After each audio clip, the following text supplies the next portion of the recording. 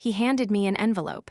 Inside was a single dollar bill, folded crisply, and a note written on a piece of torn paper. "For the kid," it said. Mark watched me, a small, cruel smile playing on his lips. His lawyer, a man in a suit that cost more than my car, stood beside him, looking bored. We were in the sterile, beige hallway of the family court building, the scent of stale coffee and desperation hanging in the air. The judge's words were still echoing in my ears, a judgment based on fabricated pay stubs and a story of sudden, catastrophic business failure. Mark, who had just bought a new sports car 2 months prior, was now, according to the court, destitute. Child support was set at a laughable, insulting minimum, so low it wouldn't even cover a week's worth of diapers for our 3-year-old daughter, Lily. "I'd give you more," he said, his voice a low, condescending purr, "but you know how it is. Times are tough." I didn't say anything.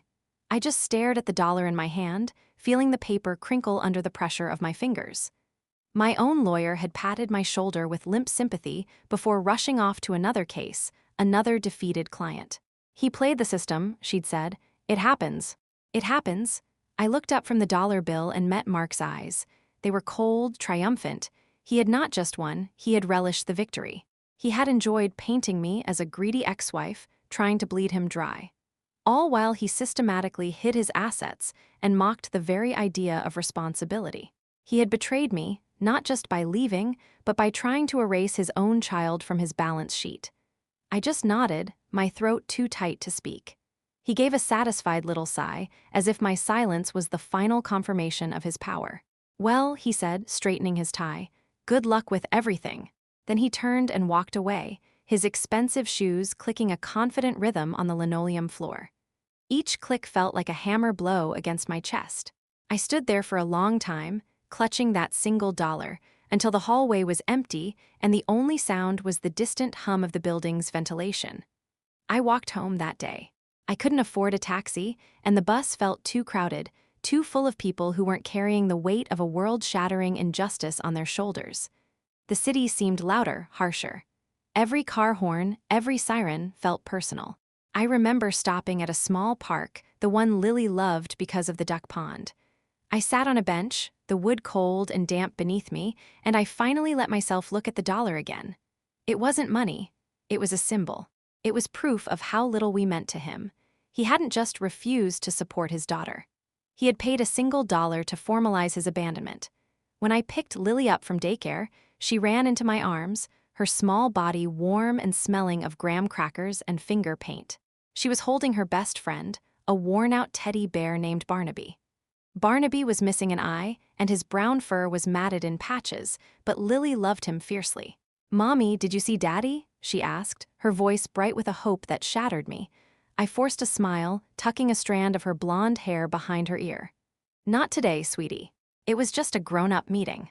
She accepted that, her attention already shifting to a ladybug crawling on the sidewalk. She didn't understand the complexities of legal battles or financial deceit. All she knew was that her world, once whole, was now fractured. That night, after I'd put her to bed, I sat at our small kitchen table. The apartment was quiet except for the hum of the old refrigerator. On the table were 2 stacks of paper. One was a pile of bills, rent, utilities, the daycare invoice. The other was a small collection of memories, a photo of Mark holding a newborn Lily, a Valentine he'd given me years ago, a ticket stub from our first movie. I took the single dollar bill from my pocket and placed it on top of the bills. It felt like a surrender. I told myself it didn't matter. I told myself we would be fine without him, that we were better off. I repeated it like a mantra, hoping that if I said it enough, I would start to believe it. But in the quiet darkness of that tiny apartment, the lie was suffocating. It did matter. It mattered that the man I had built a life with could look his own child in the eye, metaphorically, and declare her worthless. It mattered that the system designed to protect her had been so easily manipulated. The silence in that apartment was a living thing. It was heavy with all the things I couldn't afford, all the promises he had broken, all the security that had been ripped away from us.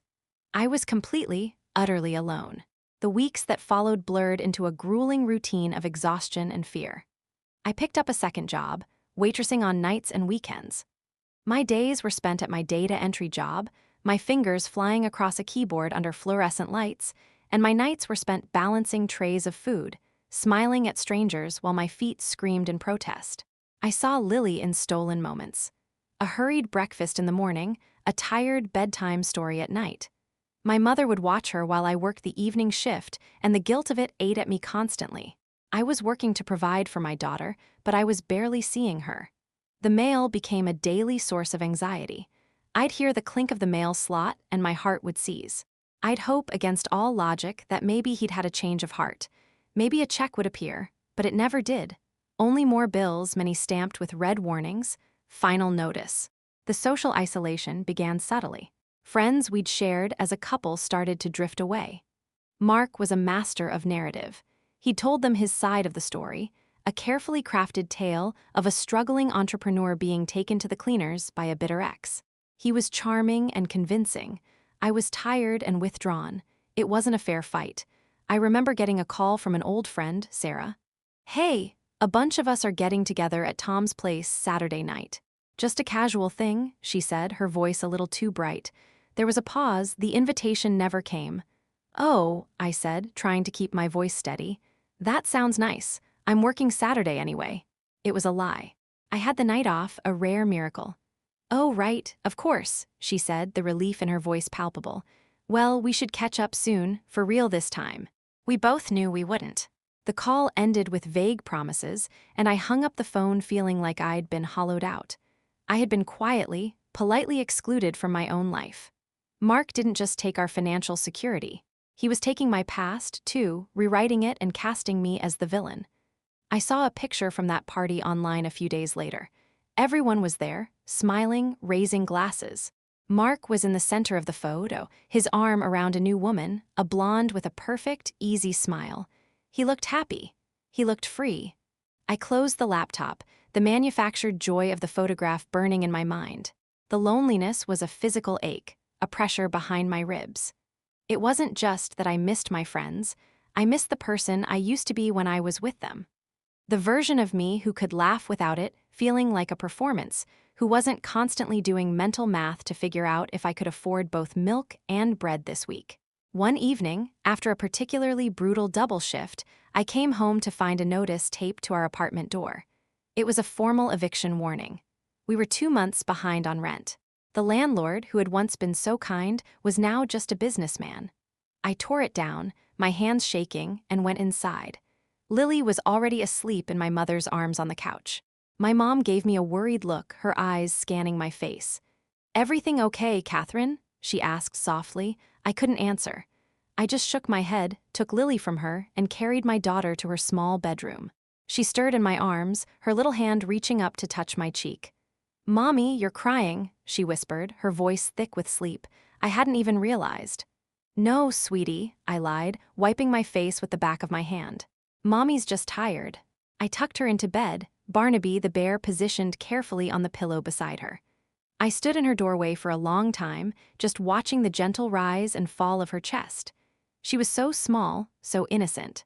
She deserved a world of safety and warmth, a world where her mother wasn't terrified of a piece of paper taped to a door.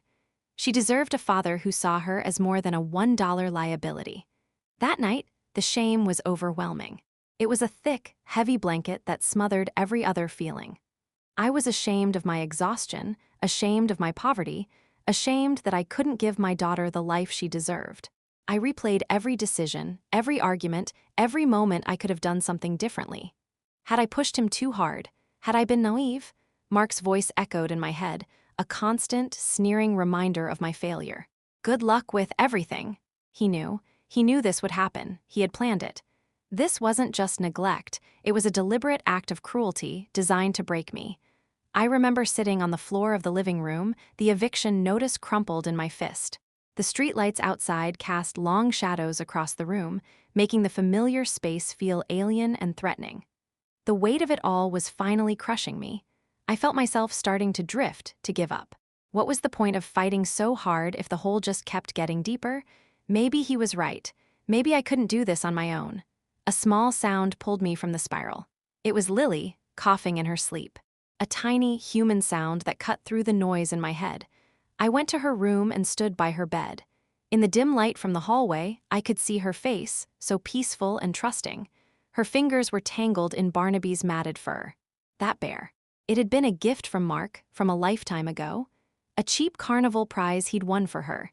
Now it was her most prized possession, a threadbare stand-in for the father who had discarded her. He had refused to provide for her. He had mocked my attempts to hold him accountable. He had isolated me from our friends and left me to drown in debt and despair. He had tried to make me believe that this was all my fault, that I was worthless. I stood there, watching my daughter breathe, watching her cling to that broken toy. And a new feeling began to surface, pushing through the shame and the exhaustion. It wasn't loud or hot. It was a cold, quiet clarity. The problem wasn't my weakness. It was his cruelty. I had been so focused on my own pain, my own humiliation. I had been mourning the loss of my marriage, my friends, my old life. But this wasn't about me anymore. It was about the little girl sleeping in that bed. He hadn't just betrayed a wife. He had abandoned a child. He had looked at this beautiful, perfect little person and decided she wasn't worth the effort. I walked back to the kitchen table and picked up the single-dollar bill. It was no longer an insult. It was a promise. I smoothed out its creases, the worn face of a long-dead president staring up at me. This dollar wasn't a measure of my worth. It was a measure of his character. It was the price he had put on his own daughter. That night, I didn't tear it up. Tearing it would have been an act of passion, of anger, and I was past that. The feeling rising in me was colder, harder, and infinitely more durable than rage. I took a small, simple frame, one that used to hold a picture of Mark and me, and I removed the photo. I placed the dollar bill inside, its edges neat against the glass. Then I put the frame on the corner of my desk, the small, cluttered space where I paid my bills and tried to make sense of our finances. It would sit there not as a shrine to my pain, but as a receipt, a proof of purchase for my freedom, a reminder of the debt he owed, not to me, but to the future. The next morning, I made a call. My voice was steady when I spoke to the landlord. I didn't cry or plead. I simply laid out the facts. I had a full-time job. I had a second, part-time job. I explained my situation without melodrama and proposed a payment plan, an extra $50 every week until I was caught up. There was a long silence on the other end of the line. I could hear him breathing, probably considering the cost and hassle of an eviction versus the potential of a tenant who was, if nothing else, determined. "All right, Catherine," he said finally, his voice gruff. $50 extra, every Friday, don't be late. I hung up the phone. A small, quiet victory sending a tremor of strength through me. I hadn't solved the whole problem, but I had stopped the bleeding. I had faced the monster under the bed and found it was just a shadow. That was the beginning. The old me would have been paralyzed by the eviction notice. The old me would have seen it as final proof of my failure. But something had shifted. I wasn't just surviving anymore. I was planning. I looked at my life with a brutal honesty. Data entry was a dead end. Waitressing was trading my time and my health for tips that barely covered groceries. This wasn't a life. It was a hamster wheel. If I wanted to give Lily a real future, I couldn't just work harder. I had to work smarter. I had a degree in business administration, earned years ago, before I'd met Mark and put my ambitions on hold to support his. The diploma was in a box somewhere, gathering dust, a relic from a different life. It was time to dust it off. I enrolled in an online paralegal certification program. It was all I could afford, and the classes were at night, after Lily was in bed. My days became a relentless, calculated marathon. 5:30 a.m., wake up, study for an hour before Lily woke up. The smell of stale coffee and the glow of a laptop screen became my sunrise. 7 o'clock a.m., get Lily ready, breakfast, a hurried kiss at the daycare door. 8 o'clock a.m. to 5 o'clock p.m., my data entry job. My mind would be on contract law and legal ethics while my fingers typed endless strings of numbers. 5:30 p.m., pick up Lily. 6 o'clock p.m. to 9 o'clock p.m., the waitress shift. I learned to compartmentalize, to smile at rude customers and joke with the cooks while mentally reviewing legal precedents. 10:00 p.m., home. Put a sleeping Lily to bed. 10:30 p.m. to 2 o'clock a.m., class. Lectures on a tinny speaker, textbooks with pages as thin as onion skin. I'd read until the words swam together, until my head drooped onto the keyboard. Then I would glance over at the framed dollar on my desk, and I would sit up straight, take a deep breath, and read another chapter. The first year was the hardest. The exhaustion was a physical entity, a constant companion. There were moments of profound doubt, nights when I would just stare at the wall, thinking about how easy it would be to quit, to just accept this half-life. Friends, I had none left from my old life. My mother was my rock, my only source of support. She never questioned my schedule, never complained.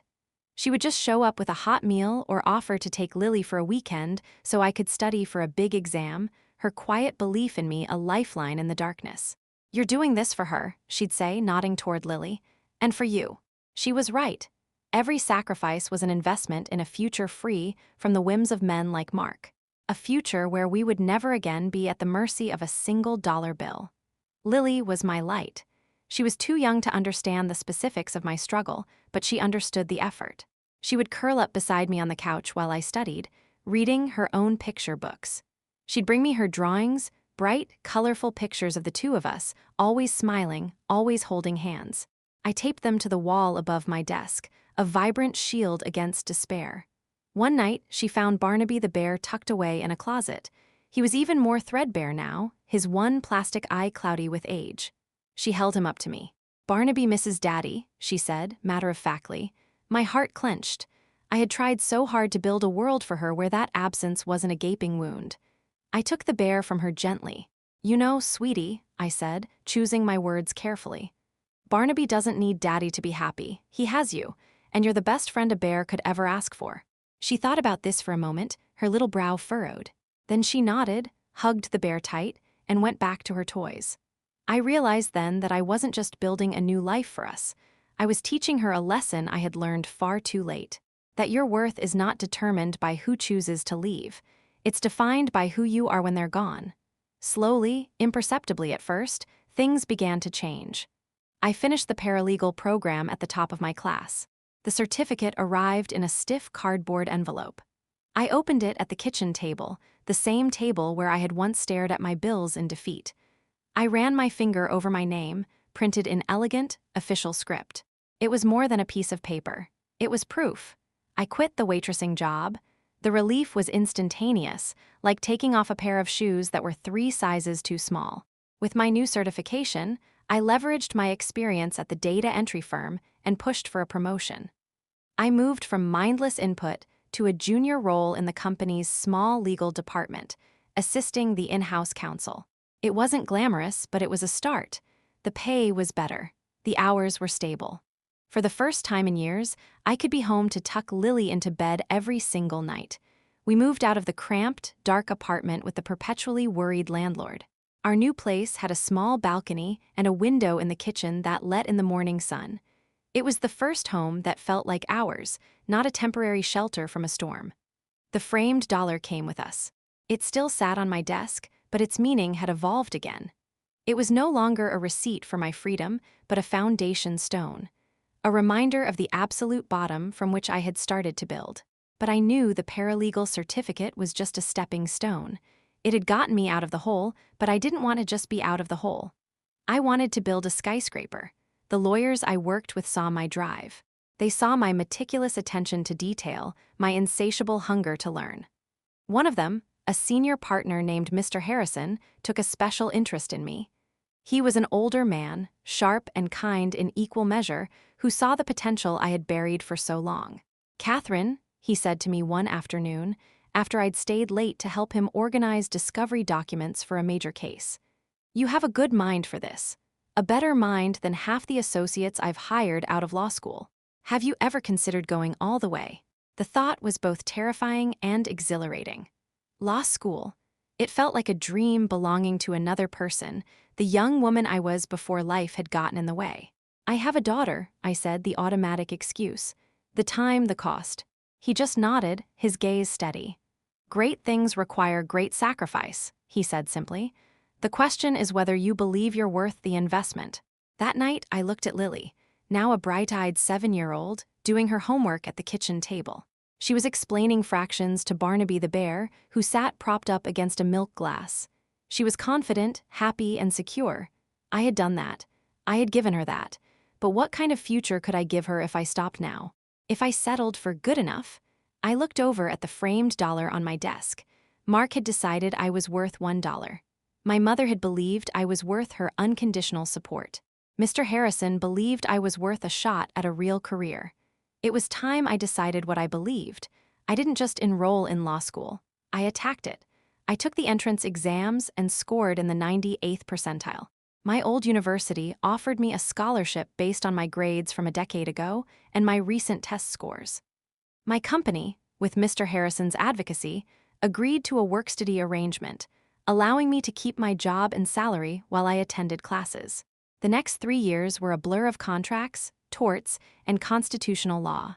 It was a grind that made the paralegal program look like a vacation. My life was stripped down to the bare essentials. My daughter, my job, and my studies. There was no room for anything else. I missed school plays. I missed birthday parties. The guilt was a constant, low-grade fever. But every time I felt like giving up, I would remember the hollow-eyed exhaustion of waitressing, the cold dread of the eviction notice, the casual cruelty in Mark's eyes as he handed me that dollar. He had wanted to break me. He had wanted me to disappear into a life of quiet struggle. His victory depended on my failure. I would not fail. I graduated with honors. Lily, now 10, stood beside me in the audience, holding my hand so tightly. When they called my name, she cheered louder than anyone. As I walked across the stage to receive my diploma, I didn't feel triumph or vindication. I felt a deep, profound sense of peace. I had done it, not for revenge, not to prove him wrong, but to prove myself right. The firm I'd worked for immediately hired me as a junior associate. My starting salary was more than I had ever dreamed of making. I could provide for Lily in ways that had once been pure fantasy. We could take vacations. I started a college fund for her. We had security. Real, tangible security, built not on a man's generosity, but on my own 2 hands and a mind I had refused to let atrophy. Years passed. The sharp edges of the past softened. Mark became a ghost, a footnote in a story that was now entirely my own. I hadn't heard from him or about him in nearly a decade. I assumed he was living his life somewhere, oblivious and uncaring, which was fine by me. His absence was a gift. My career flourished. I found my niche in corporate compliance and internal investigations. I had a unique talent for untangling complex financial webs, for finding the things people tried to hide. It was a skill born from necessity, honed by a deep-seated understanding of how easily the truth could be manipulated. I was respected. I was successful. I was happy. One Tuesday morning, our firm announced a major new client. We had been retained to oversee the restructuring of a mid-sized tech company that had been acquired in a recent merger. My team was assigned to conduct the initial audit and personnel review. It was standard procedure: evaluate the existing departments, identify redundancies, and streamline operations. I was sitting in my office, a spacious corner room with a view of the city skyline, sipping my morning coffee and reviewing the preliminary files. I opened the digital folder for the marketing department, scrolling through the organizational chart. Director, Senior Manager, Project Lead. My eyes scanned the names, the professional headshots, a sea of bland, corporate smiles. And then I stopped. The name was familiar. The photo was older, a little heavier, the hair thinning at the temples, but the eyes were the same. The same cold, confident eyes that had watched me crumble in a courthouse hallway all those years ago. Mark Reynolds, Senior Project Manager. I stared at his name, his title, his place in the sterile hierarchy of a company we now essentially controlled. He was a mid-level employee in a department that was about to be scrutinized, downsized, and rebuilt from the ground up. By me, I leaned back in my leather chair, the quiet hum of my computer the only sound in the room.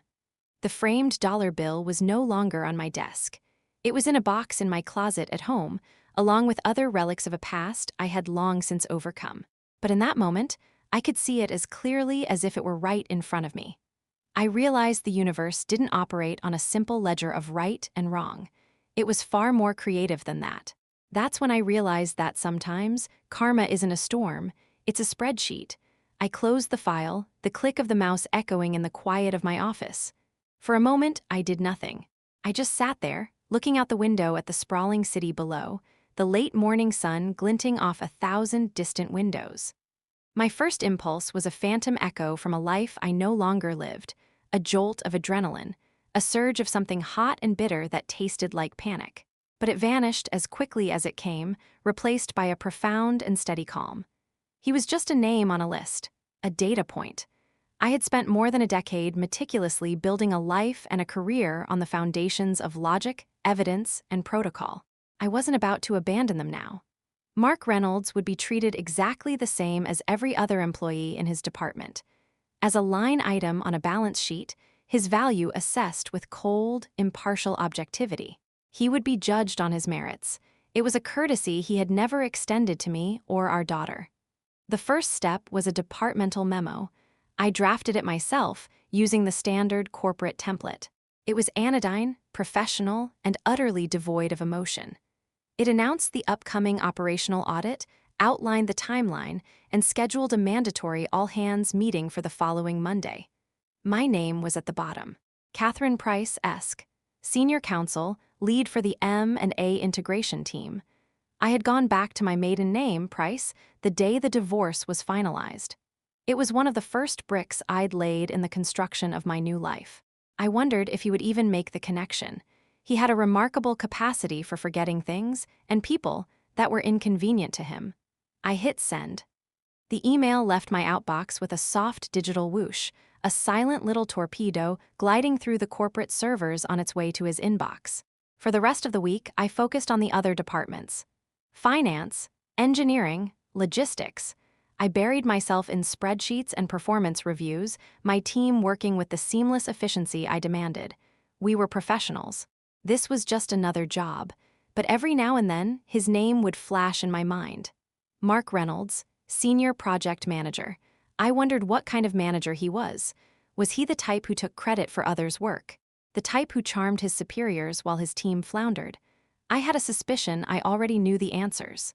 Monday morning arrived, gray and overcast, the clouds hanging low over the city. I chose my suit with care, a charcoal gray, impeccably tailored. It was my armor, the uniform of the person I had become. The conference room was on the 12th floor of their building.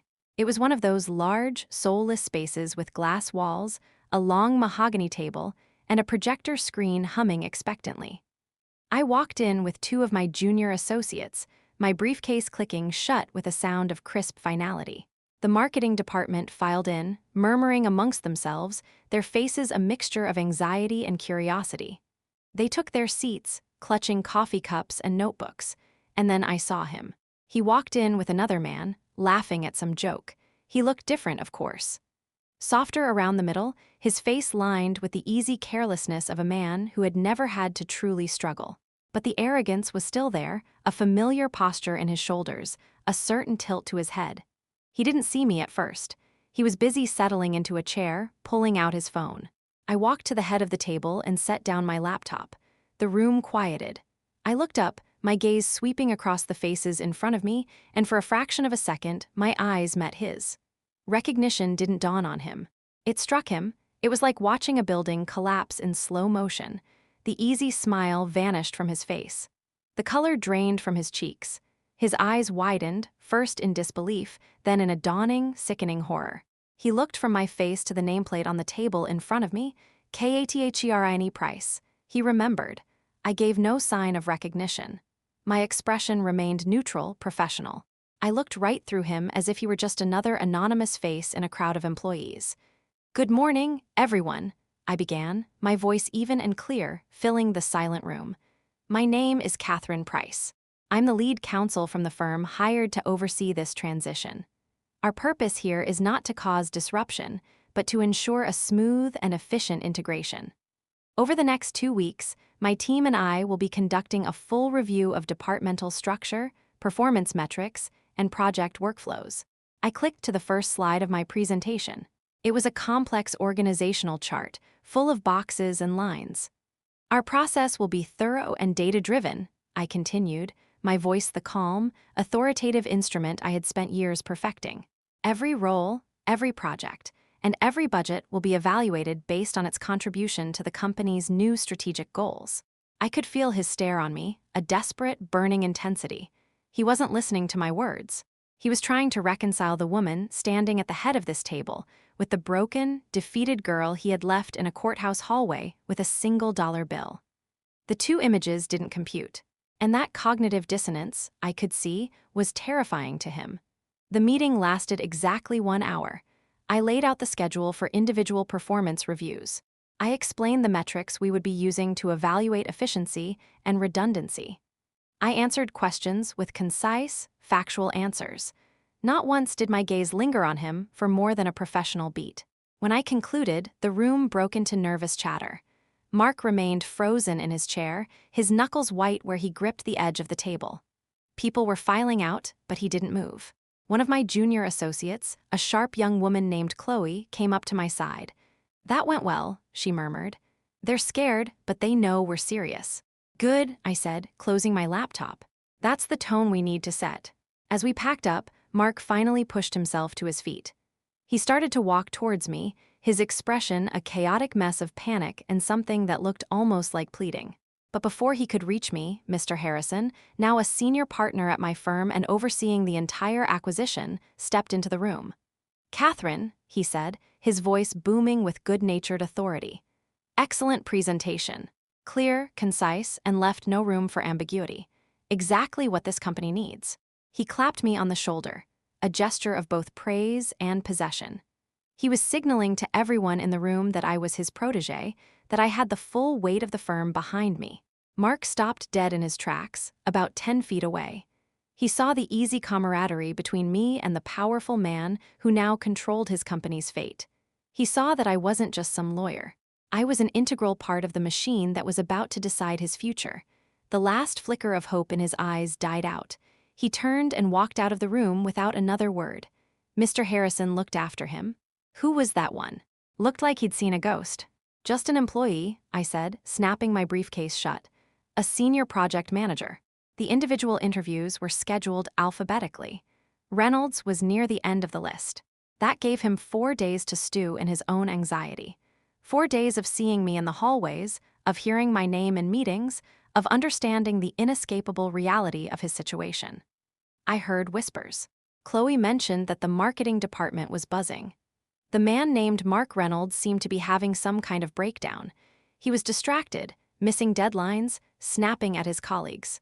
His carefully constructed facade of a competent, easygoing manager was cracking under the pressure. On the day of his interview, he was 5 minutes late. He knocked softly on the door of the temporary office they'd given me. "Come in," I called out, not looking up from the file on my desk. The door opened and closed. I let the silence stretch out, the only sound the soft ticking of the clock on the wall. I continued to make a few notes in the margin of a document, a calculated display of disinterest. Finally, I looked up. "Mr. Reynolds, please have a seat." He looked terrible. His suit was rumpled, his eyes were bloodshot, and he had the frantic energy of a cornered animal. He sat in the chair opposite my desk, a large expanse of polished wood separating us. He opened his mouth to speak, but I cut him off. "This is your performance review," I said, my voice crisp and businesslike. I pushed a file across the desk towards him. "It's a summary of your project completion rates, your budget adherence, and your 360-degree feedback from both your subordinates and your department head." He didn't look at it. He was staring at me, his eyes wide. "Catherine," he whispered, his voice cracking. "Katie, please." Hearing him use my old nickname was like a key turning in a rusty lock. For a split second, a flood of old memories threatened to rise: picnics in the park, late-night talks, the day Lily was born. Then I remembered the cold courthouse hallway, the smug look on his face, the single, insulting dollar bill. The memories receded. I was Catherine Price-esque, the woman he had created in the vacuum of his own cruelty. "I prefer Catherine," I said, my voice flat, "and in this context, Miss Price is appropriate. Now, if we can turn your attention to page 3. It appears your last 2 major projects were delivered significantly over budget and past their deadlines. Can you walk me through the reasons for that?" He just stared at me, completely stunned. He had come here prepared to beg, to appeal to a shared history he had long since desecrated. He was not prepared for this. He was not prepared for me to be so indifferent. I don't understand," he stammered. How did I get here, Mr. Reynolds?" I finished for him, leaning back in my chair. The answer is quite simple. I worked, I studied, I raised my daughter, and I built a career. The same opportunities, I imagine, that were available to you. The subtext hung in the air between us. While you were buying sports cars and coasting, I was building an empire. Listen, he said, leaning forward, his voice dropping to a conspiratorial whisper. I know things ended badly. I was a different person then. I was an idiot. I made mistakes. We are not here to discuss your personal mistakes, Mr. Reynolds, I said, my tone as sharp and cold as glass. We are here to discuss your professional ones. Let's go back to the budget overruns. He finally seemed to understand. There would be no appeal, no emotional blackmail, no shortcut. He was going to be held accountable. He fumbled with the papers, his hands shaking. He tried to explain the project failures, but his answers were a word salad of corporate jargon and transparent excuses. He blamed his team. He blamed the old management. He blamed a vendor. The words poured out of him, a pathetic torrent of blame aimed at everyone but himself. I listened patiently, making notes. Every word he spoke was just another nail in his own professional coffin. He was, as I had suspected, a deeply mediocre employee who had survived by hiding in the fat of an inefficient company, and I was here to trim the fat. After 20 minutes of his rambling, I held up a hand. Thank you, Mr. Reynolds. I believe I have everything I need. Relief washed over his face. He thought it was over. One more thing, I said, my eyes locking with his. Company policy requires us to verify certain personal details for the transition. Child support and alimony garnishments, for example. We need to ensure there are no outstanding legal judgments against our employees. The blood drained from his face again. He looked like I had physically struck him. I have the court order from our divorce right here, I said, tapping a folder on my desk. The one that assessed your support obligation at the state minimum based on your declared financial hardship at the time. Silence. The clock on the wall ticked loudly, each second a lifetime. My records show that your salary for the last 5 years has been well into the 6 figures. I continued, my voice a quiet, lethal whisper. Which means for over a decade, you have had the means, but not the inclination, to provide for your daughter beyond the pittance the court ordered you to pay. He couldn't speak, he just sat there broken. The arrogant man from the courthouse was gone. In his place was a hollowed-out shell. This isn't personal, Mark, I said, using his first name for the first and only time. It was a deliberate twist of the knife. It's procedural. Your profound lack of character, however, is a data point I can't exactly ignore when assessing your fitness for a leadership role in the new corporate structure. I stood up. That will be all. We'll be in touch. He stumbled to his feet and practically fled from my office. The door clicked shut behind him, leaving me alone in the quiet. I didn't feel triumphant. I didn't feel a rush of victory. I just felt a quiet sense of order being restored. The scales, so unbalanced for so long, had finally been set right. 2 weeks later, I submitted my final report to the board. It was 100 pages of data, charts, and recommendations. The marketing department was to be downsized by 30%. A list of redundant positions was attached as an appendix. Senior project manager was on that list. The reasons cited was simple: consistent underperformance and a failure to meet key strategic objectives. It was the truth. It was all that was needed.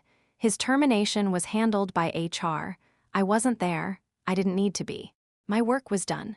On my last day at their offices, as I was packing my briefcase, my phone rang. It was an unknown number. I almost didn't answer, but some instinct told me to. Hello.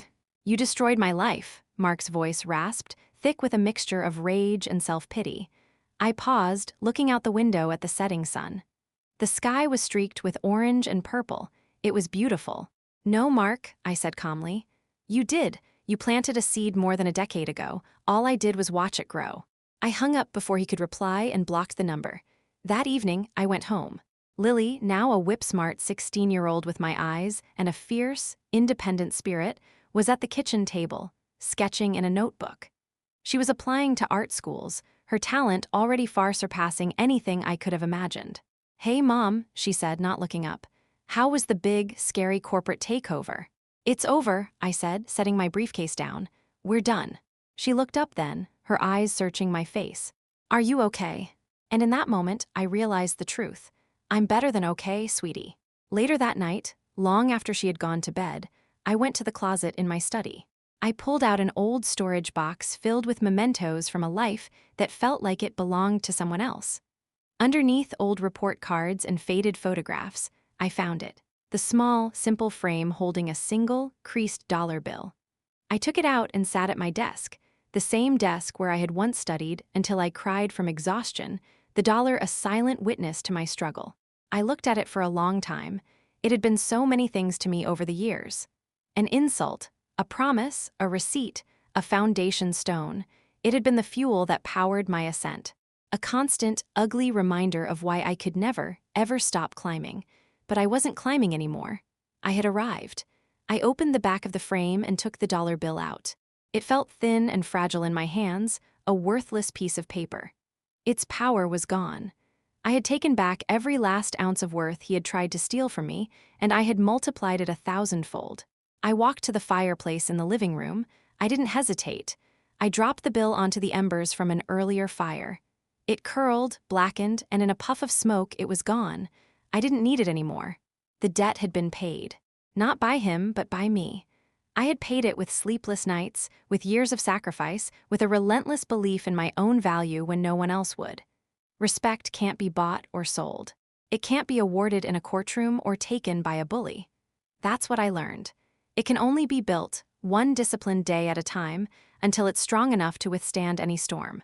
I stopped waiting for him to see my worth the day I decided to create my own. If this story reminds you of the strength you found when you had to rely on yourself, subscribe and stay for more stories of quiet, earned victory. Your chapter is still being written.